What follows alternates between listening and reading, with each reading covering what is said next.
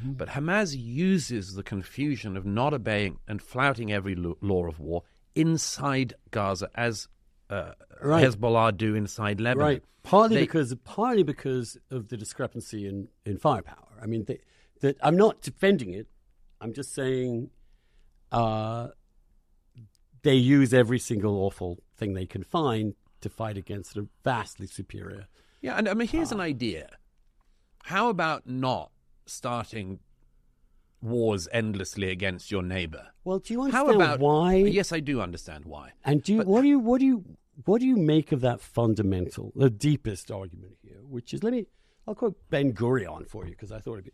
He said, if I were an Arab leader, I would never sign an agreement with Israel. It is normal. We've taken their country. It's true God promised it to us, but how could that interest them? Our God is not theirs.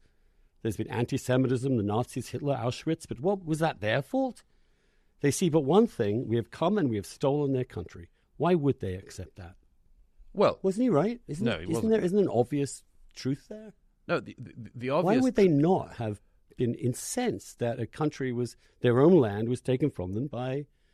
Well, originally a terrorist group, and then first of all, it depends on whether you call it their own land or not. Well, they lived there for hundreds and hundreds of years, as did the Jewish community. And there are much fewer. Well, here's the thing: numbers. You either agree. I mean, first of all, I don't accept the premise that the people who populated Israel after 1948 are all people who fled Europe. They all fled from other parts of the founding of Israel itself prompted a pogrom against all Jews in the rest of the Middle East who had to flee to Israel. The re-emergence of that pogrom.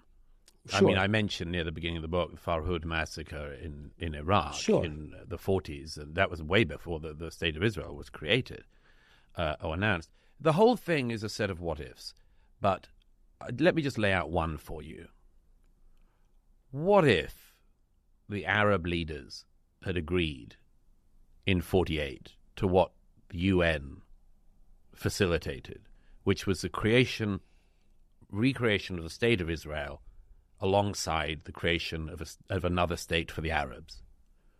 What if in 1964, when the PLO is founded, before the 67 or 73 wars, before Golan was in Israel's hands, or Gaza was in Israel's hands, or much of Judea and Samaria was in Israel's hands, what if in 1964, instead of the PLO calling for taking everything for themselves, Yasser Arafat and his friends had said, we'll take the land that we have and we'll live alongside our neighbors?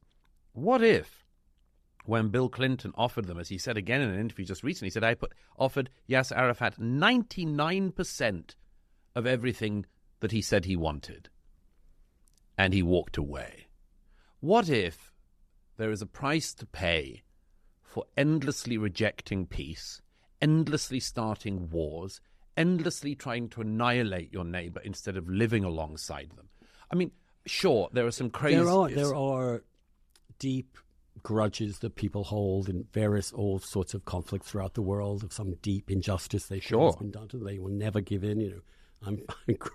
My family's from Ireland. I mean, and even though Ireland was partitioned and it was a democratic country on both sides, this violence continued and the hatred continued. The bombings carried on in London.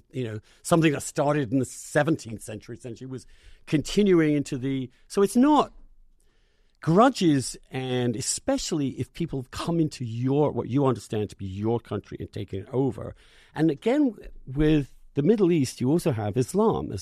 Now, Islam, for better or worse, I would say, has a very strong attachment to territory.